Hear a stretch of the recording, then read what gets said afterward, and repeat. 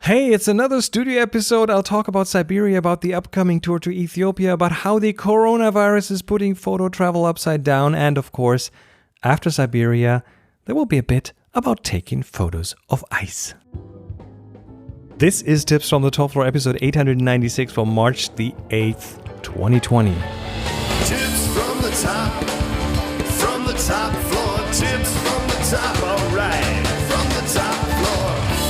Hey, hello and welcome. This is Chris, and you're listening to Tips from the Top Floor. Whoa, crazy times. Everything is going crazy right now. I've returned from Siberia. Thanks for all the great feedback you sent me about the slices. It's fun making them. I like doing them, so I'll do my best to bring you more of those. So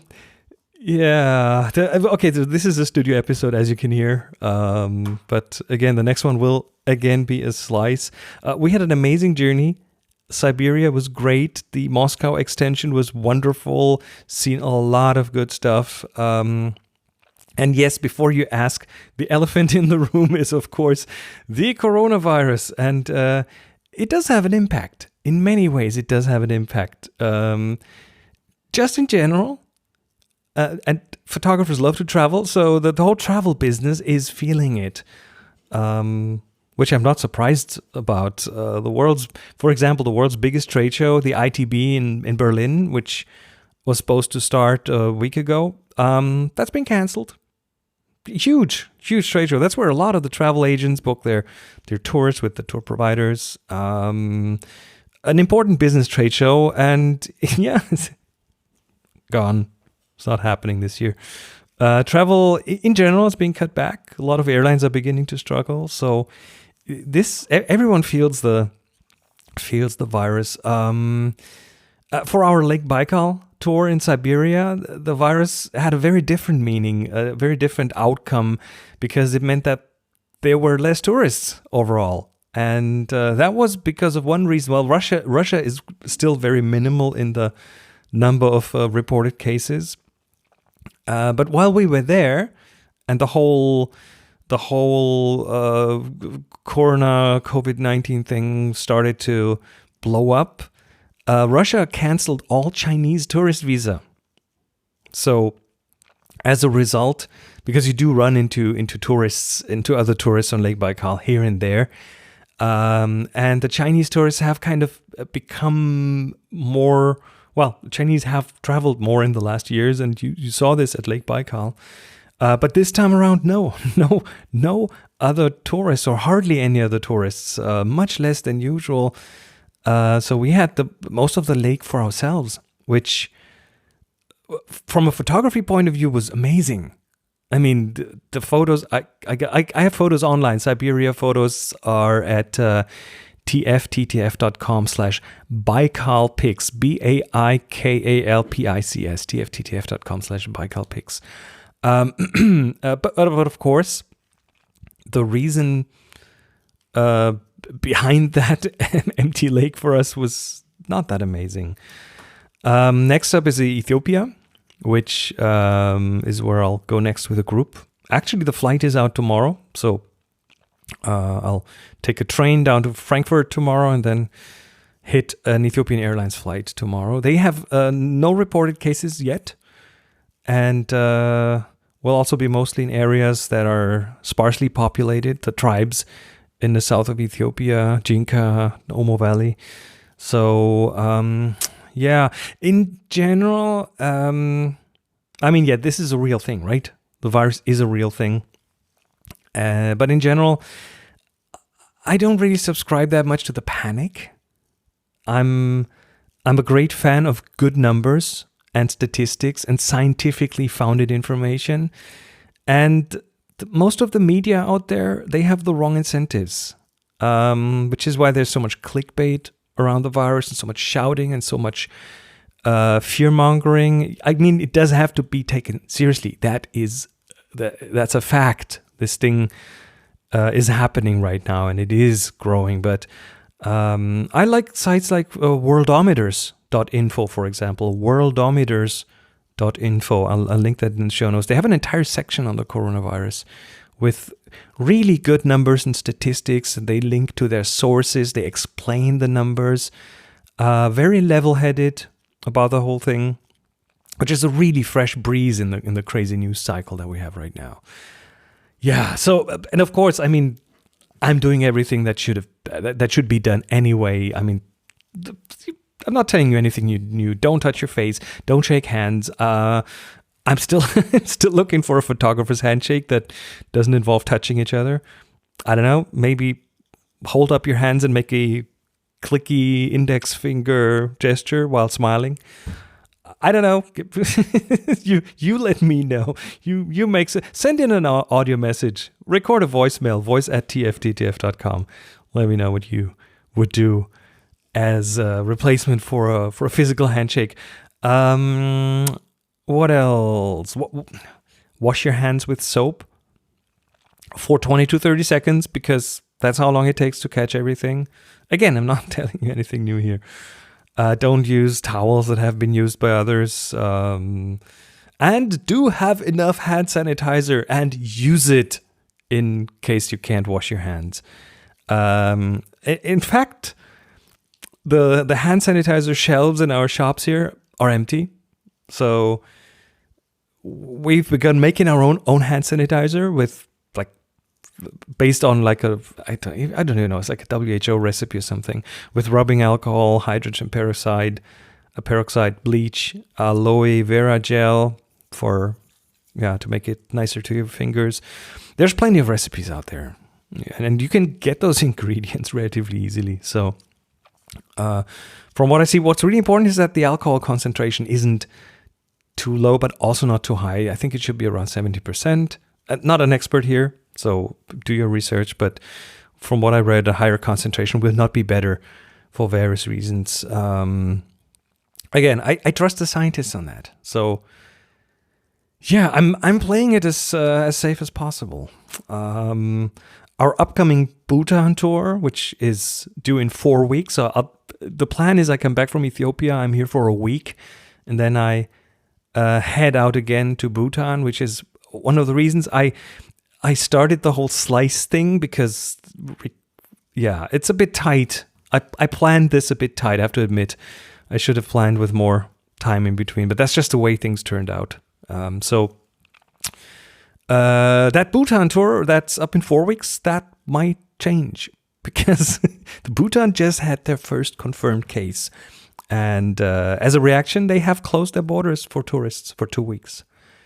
So, yeah, we'll see where this goes. I mean, I hope they reopen it because Bhutan is an amazing country. And, yeah, again, it's not that... It's very thinly populated in many of the areas that we go to.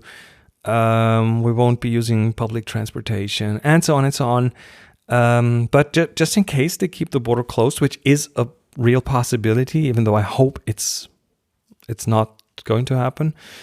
Just in case, I've worked with our organizer, whom I've worked with since, I don't even know, for the last 6-7 years now. So really reliable. And he has a plan B ready for us, which is looking pretty good. So just in case Bhutan closes the borders and we have no control over that, he's come up with a great alternative program. So again, at this point, it's wait and see. It's just lean back and see what happens. Inshallah, whatever happens.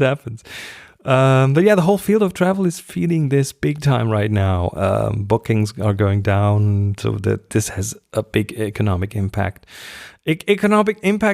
On top of the loss of sponsorships, which, okay. But, I mean, at least from an environmental point of view, I mean, we're kind of flying too much anyway, even though I compensate every flight I do and have done for years. But, yeah, there's too many airplanes in the air anyway, and flying is too cheap. It's way too cheap. But even there, things are kind of crazy now because I read the other day that there's a system in place. I mean, okay, whatever the rules are and why they are there, I don't know. But there's a system in place apparently here in Europe where if airlines in Europe don't use their slots, which I don't know, it's probably some kind of flight slot allocations, then they might lose those slots to their competition. And because of that, and because of flight reservations having gone down, people just don't want to fly that much anymore. To keep those slots, some airlines are flying back and forth empty planes now.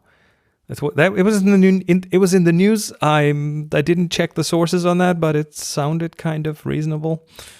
And of course, that's totally crazy, absolutely crazy.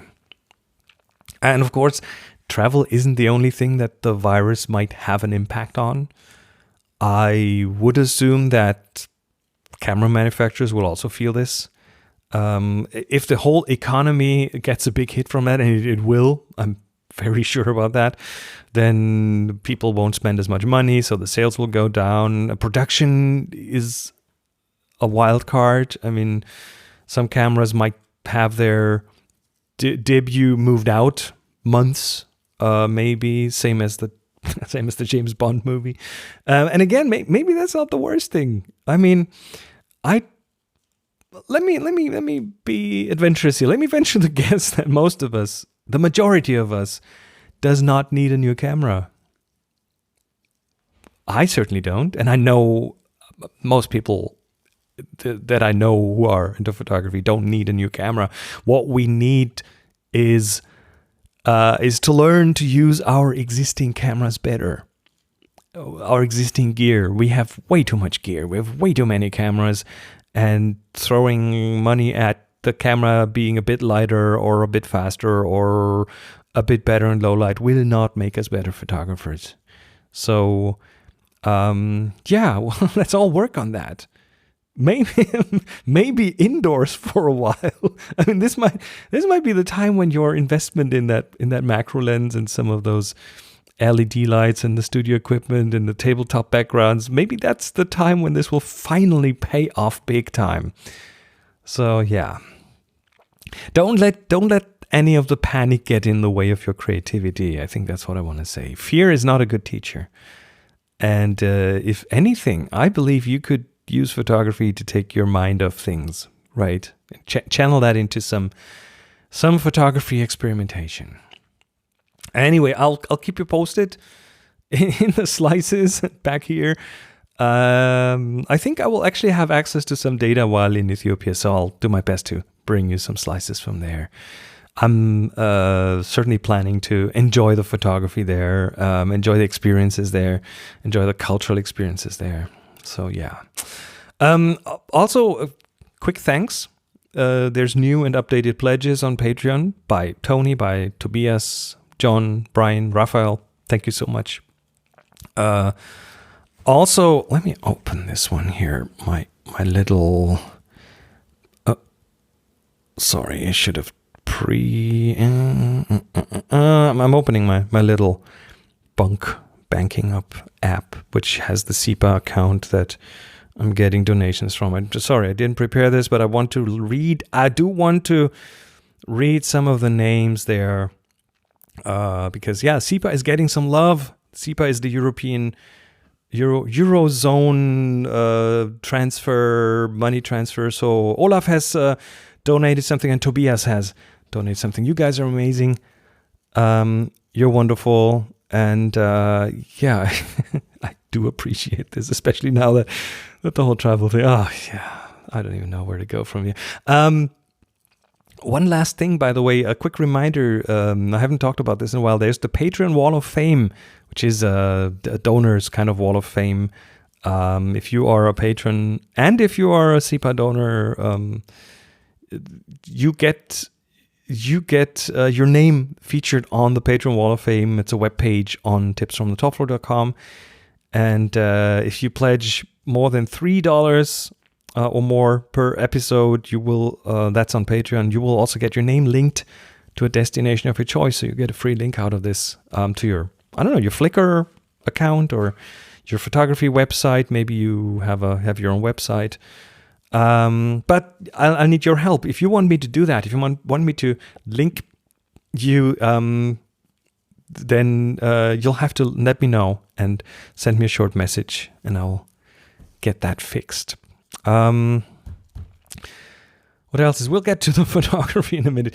Book news. Yay, book news. The Film Photography Handbook, which originally was Absolut Analog in German and then became the Film Photography Handbook, and it's been translated to the Chinese language, and now it is out in Italy. Fotografia Analogica. I hope I didn't butcher that too much, but it's available on Amazon in Italian. So if you are Italian, if you know someone who's Italian and a photographer and into film photography, then yeah, check that out.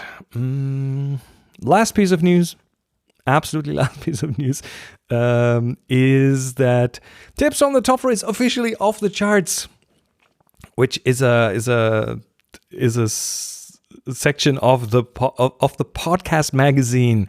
Podcast magazine is doing their top podcast picks of the month for all the 19 podcast categories, and TFTTF is on their off the charts list, which is amazing. I will definitely link you if you're into podcasting, if you're a podcaster, if you want to know more about the podcasts that are out there, tips and tricks and stuff. Podcast magazine is worth a look. And now it's time to get off your butts and do some photography. It's the 5-minute assignment time. And we go by the alphabet. You know this, as usual. We do this every episode, at least every studio episode, and do this by the alphabet. Today's the letter G, and the assignment is graduated. Now, graduated refers to a graduated filter, usually an ND grad. That's what it's called. A graduated filter that is darker on one side and brighter on the other. And the way that is used is by putting the darker part over the sky in your photo. And so the bright sky gets closer in brightness to the foreground, and this will result in a nicer picture. So many of you might not have a graduated filter, which is perfectly okay, but there's a good chance you have one without knowing that you have one. What I'm talking about is the front window in your car. These often have a darker part on the top that gradually fades into the rest of the window. Now, what I want you to do, and yeah, this will be a bit of a physical challenge, but you can do that.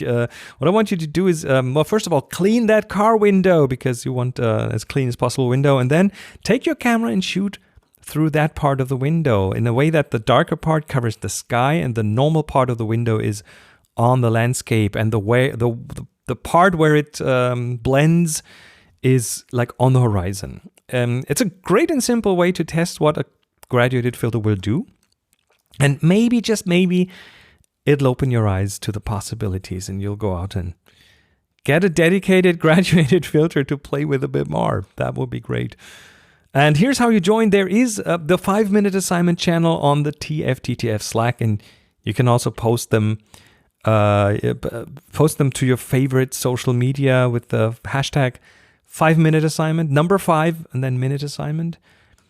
So I'm looking forward to seeing what you do. Let's see what you can come up with. Use the Slack to discuss, to compare, to get inspiration from others, or simply to hang out with other listeners and maybe exchange how to how to become a contortionist to be able to do this little 5-minute assignment. But again, the official hashtag for the graduated assignment is hashtag 5-minute assignment. And for good measure, you can add a hashtag graduated. Thank you. Hi, Chris. Steve here. Hope you're doing well. I just finished listening to your podcast from Lake Baikal. And I was very intrigued when you were talking about what gear you were using and mentioned the inclusion of the tilt shift. I've used tilt shift lenses in the past for architectural photography, but in looking at your Flickr, I've never really considered using one in the context of what you seem to be doing there in Russia. So I was wondering if you could let us know if you're using the tilt shift function in any way in any of those photographs, or otherwise if you're incorporating it into your work there at all. So thanks very much in advance for that. And thanks very much for the podcast, Chris. I've been a very, very long time listener from day one. actually, and always appreciate your efforts to keep it going, and in particular the recent tough decisions you've had to make concerning your advertising. I appreciate it, and I'm sure many others do in the community. Thanks, and take care. Thank you so much, Steve. Wow, a first day listener. Appreciate you being around for so long. I do use a tilt shift lens in almost every photography I do, handheld. And it's something that I have written about it a little bit in the wide angle book that I've written.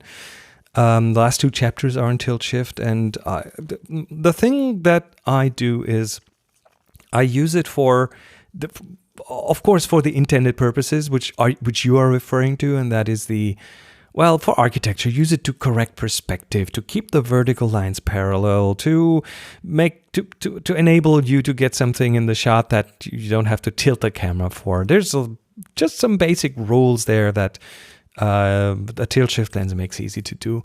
But there are so many more reasons to use one, and that's where that's where it becomes interesting for me. I mean, okay, let's just go through a few things here. First of all, a tilt shift is a prime lens, which again, prime lenses are typically a bit sharper, a bit better in optical quality, easier to design than zoom lenses. So that's what I like about it, even though I know sharpness isn't the point of photography, but for me, it's kind of this, it makes it just a little easier. I mean, honestly, a tack sharp photo that has the sharpness exactly where you like it is kind of very satisfying still. It satisfies the geek in me. The tilt shift lens is, if you don't do anything, if you don't shift it, if you don't tilt it, it's a super sharp prime lens. Sharper than any other lens out there. So that is one motivation to carry it around. The other is, it lets you correct perspective or exaggerate it. But for me, it's the perspective correction usually, which I use everywhere. Of course, if I'm in cities, I use that to correct perspective in buildings, to reframe something without changing the tilt of the camera, which is, the more wide angle you go, the more important that gets, because you get falling lines that the wider angle you are, the more pronounced they will be. And that's, I like my photos to be tidy, and that is something that helps keep a photo visually tidy. So, it helps in that respect. And that is also true for landscapes. If I shoot a picture of, let's say, Lake Baikal. Okay, Lake Baikal, I look across the lake and there's a forest on the other side of the lake. Now, if I move that horizon up or down by tilting the camera, that means those trees will not be parallel to each other anymore. They will start falling inwards or outwards. And I don't want that. So I want the horizon lower on the picture, but I do not want to tilt the camera for it. So that's where a shift comes in. So in landscapes, very, very important tool. If you look on tfttf.com on the website, the picture for the last episode, for the slice, for episode 895, Voices is the title. That's a picture of icicles coming down at you. I was lying on my back, those icicles, and this is the 24 tilt shift. The icicles were pointing down at me. By the way, it looks dangerous. It's not dangerous at all, but I made it look even more dramatic. Well, first of all, by the wide angle, and second of all, by shifting this. And by shifting it, I moved those icicles to a part of the image circle where the perspective is more pronounced. So I emphasize the perspective here to make this look more dangerous than it actually is.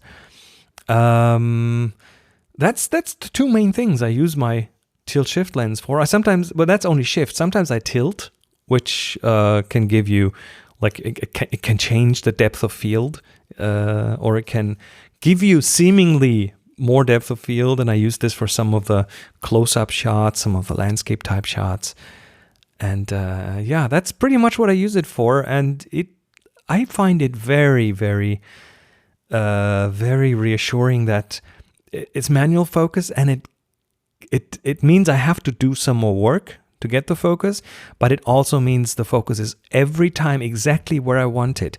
I get the focus on what is important in the photo. The camera doesn't make a decision here. I make the decision, and I've autofocus is amazing, especially with eye tracking focus, that kind of stuff. But as soon as you leave the human subjects and go into icicles and other weird abstract stuff, that autofocus will have to take a wild guess what you want in focus, and it doesn't get it right all the time, and then it kills my photo, and I don't like this. So, it forces me. Oh, and by the way, that focus ring is smooth as butter. And if you've only done autofocus in the past and you've never had a manual focus lens, with the focus ring feel of these lenses is off the scale. I mean, it just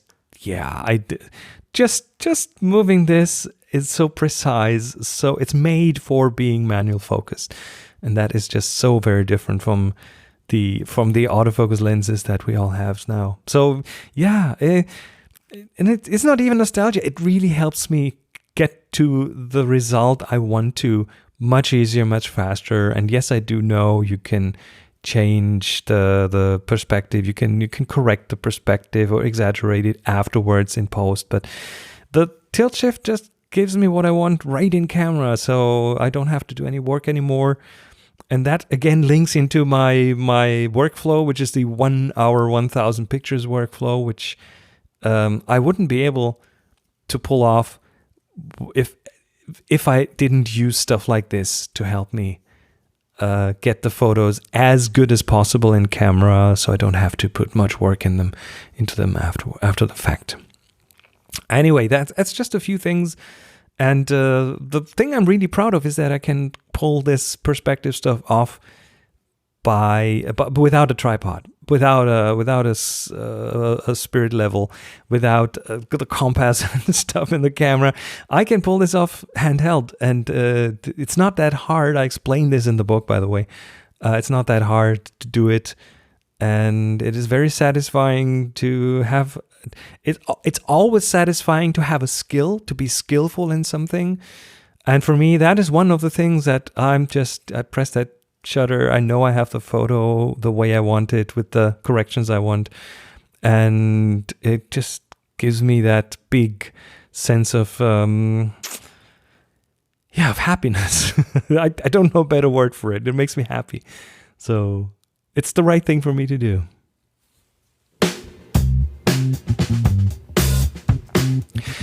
So this is the slot in the middle of the episode where I used to have paying sponsors, but I don't anymore. So I still want to kind of keep this because it's a nice way to structure the show. So this is your call for action, but a different kind. I haven't really done an official one of that kind in a while, but you know what? The thing that I think really makes this show special is the interaction with you, the listeners. And one of these ways to interact is, of course, your voices here on the show. Your voicemails, your questions, your input, your greetings, your anecdotes, your photography stories here on the show. I would really love to have more of those, and it changes the dynamic of things. It makes it so much more approachable for everyone if they hear other listeners. And you could be that one voice that asks a question here or brings us some input. No question is too small. All questions are valid questions. I'll do my best to answer them. Give me your opinion on something. It doesn't really matter as long as it's somewhat related to photography. Send something. Well, record it first, and don't be afraid. Yes, I know everyone hates their voice initially, but I did too, and then I realized that I have a beautiful voice, so everyone can do it. People just, you all sound beautiful. So pick up your phone, use your voice memo app of choice and just talk into the phone as if you were doing a phone call, so no one else would look at you funnily, and then send it to voice@tfttf.com. Again, that's voice@tfttf.com. I'm really looking forward to hearing from you.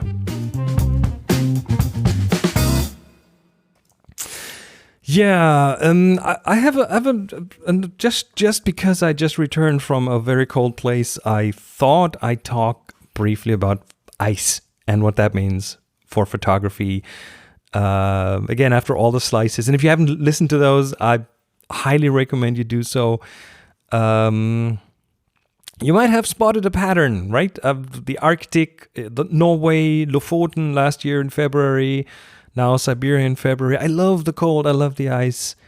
There's no bad weather. There's only bad clothing. And we had, I think the worst, in quotes worst, for me it's not bad at all. The lowest temperature we had was minus 23 Celsius, which is like minus 4 Fahrenheit. But, you know, we weren't that far away from our cars.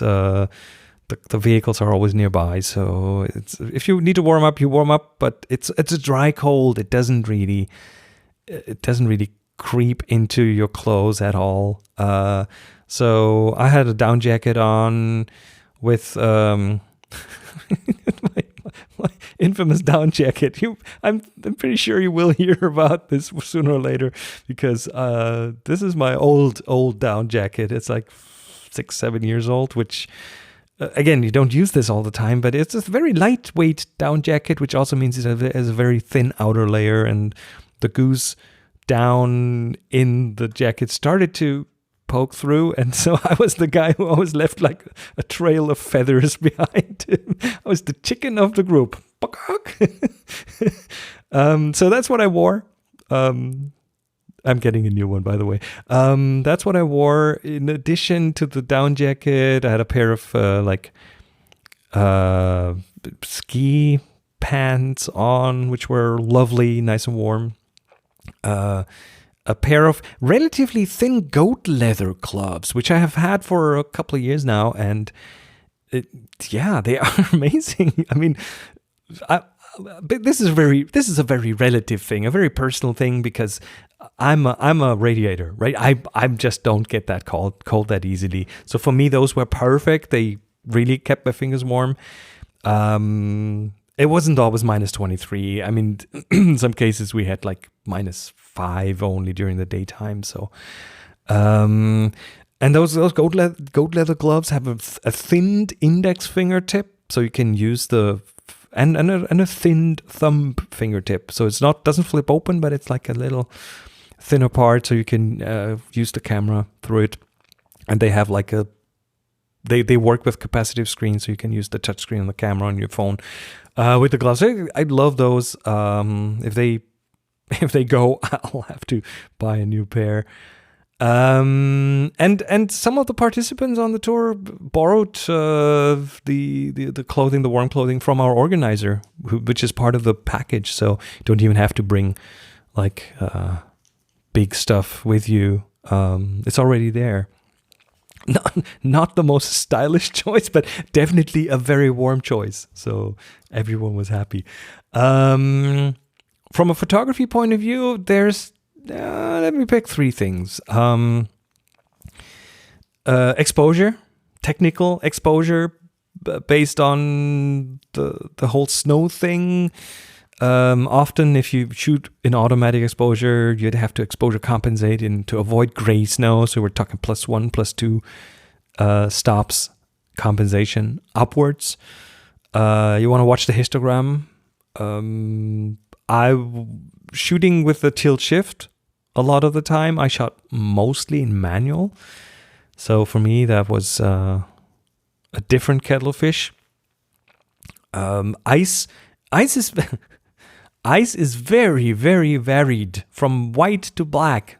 So you have to play that by ear. We had white ice with like lots of air bubbles embedded, but then we also had glass clear ice in the middle of the lake, where it's like a mile deep under you, so no light from the bottom comes back up. So you have it. You stand on a black surface, because that's what you get. It's black. You see some cracks in the ice, so you get a good idea that the ice is like 3, 4, 5 foot thick, which is plenty. But yeah, it is normal exposure most of the time for these kind of things.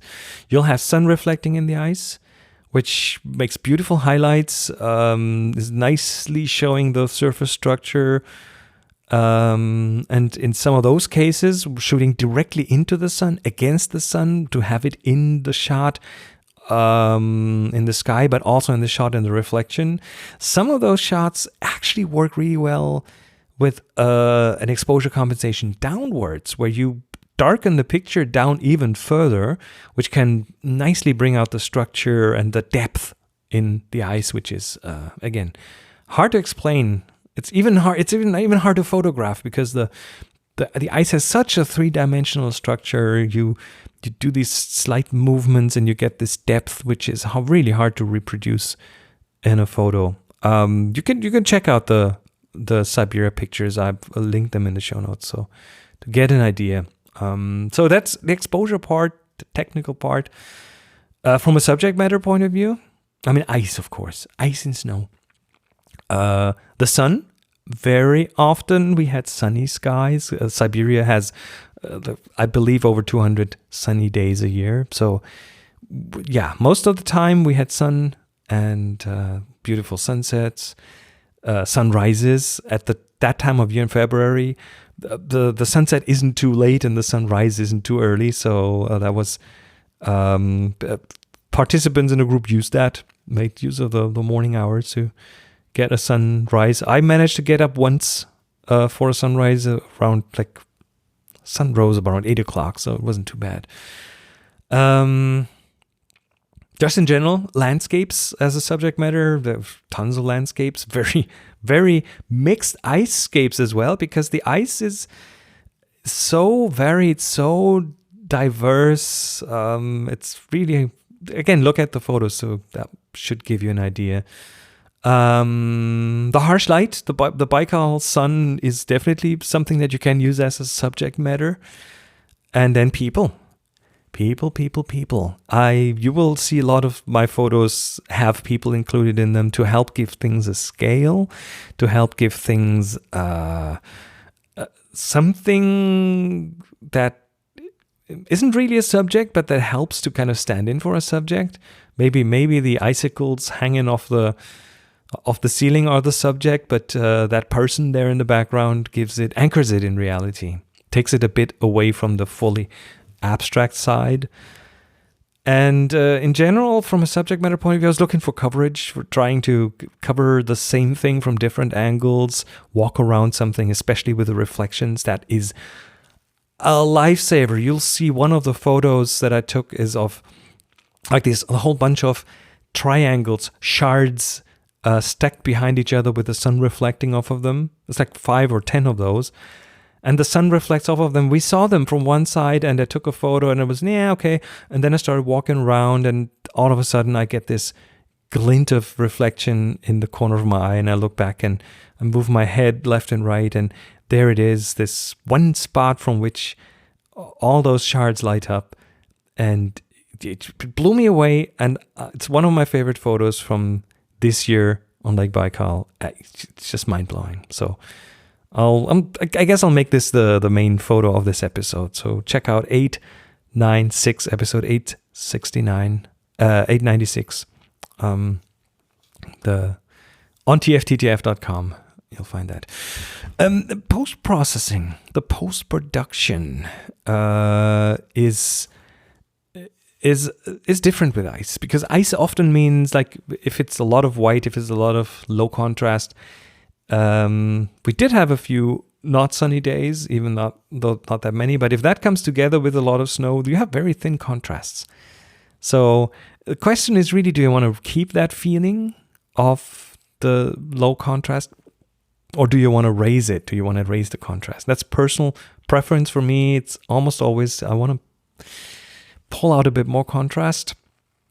And to pull that out, to tickle that out, I'm talking Lightroom now. Most other packages have similar things, there would be a few tools to do something about the contrast. And one is the contrast slider, which makes everything darker and brighter around the middle of the histogram. So what's dark or in the darker half of the histogram gets darker, what's in the brighter half of the histogram gets brighter.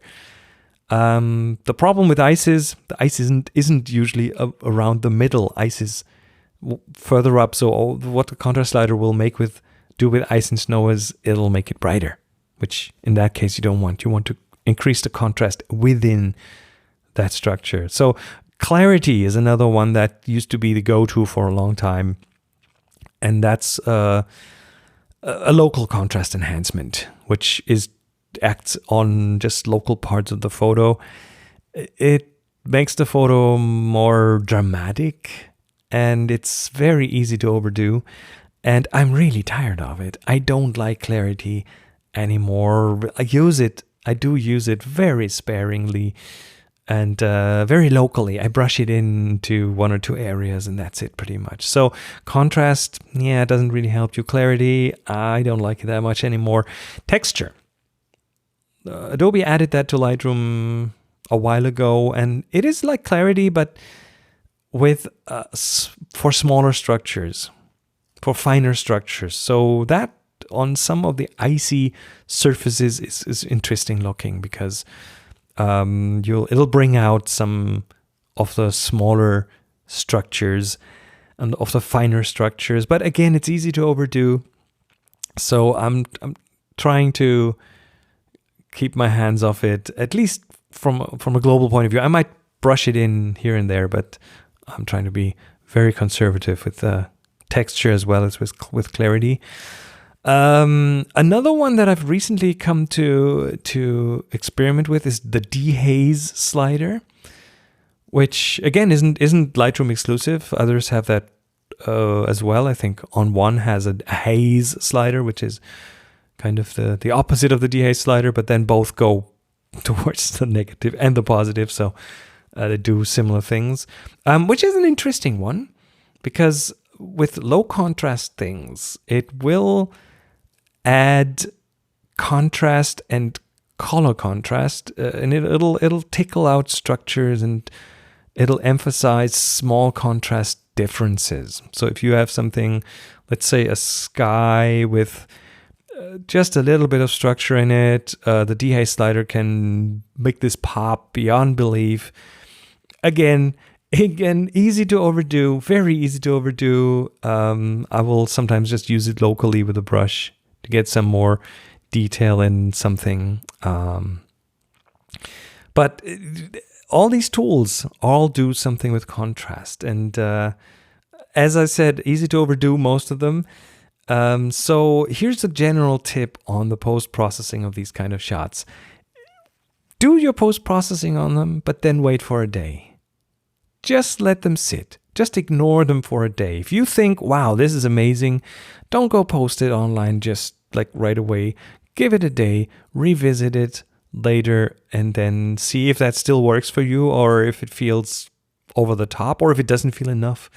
For me, that is really the for the longest time has been the lifesaver to kind of keep to keep the child in me at bay, because sometimes that child is just like it overdoes things. Do we all remember HDR and all sliders to the max? Yeah, no. So those tools today, like the texture, clarity, and dehaze slider, they can destroy photos, and I don't want that. So give it a day, give it some time, and then decide.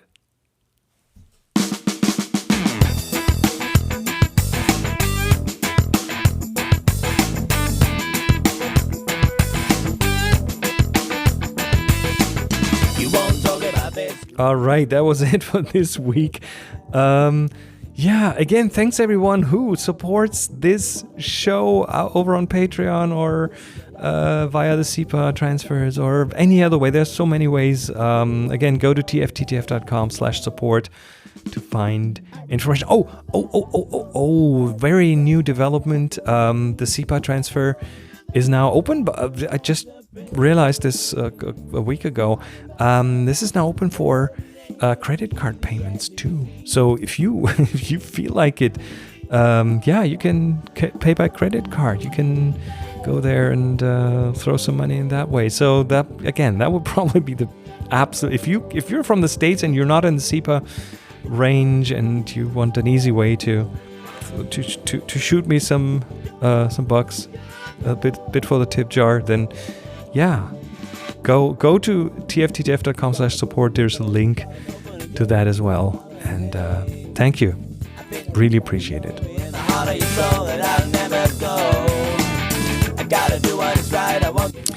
I will not read the whole Patreon supporters list, mainly because I'm bound for time. I'm packing in parallel. I gotta catch a train tomorrow morning, and I'll pick that up again once the whole travel thing is over. And but again, thanks everyone on Patreon and everywhere. You guys rock. You guys are amazing.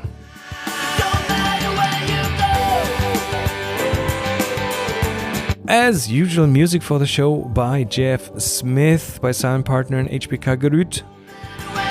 Publishing and Slack challenges by Release Pixie, Matt, Rev, Cedar Armstead. We still have a challenge ongoing. Check out the TFTGF Slack to find out more. And the Slack invitations are handed out by Chief Invitation Officer, CIO Rusty Russ. The link is tftjf.com/yslack, WHYSLACK.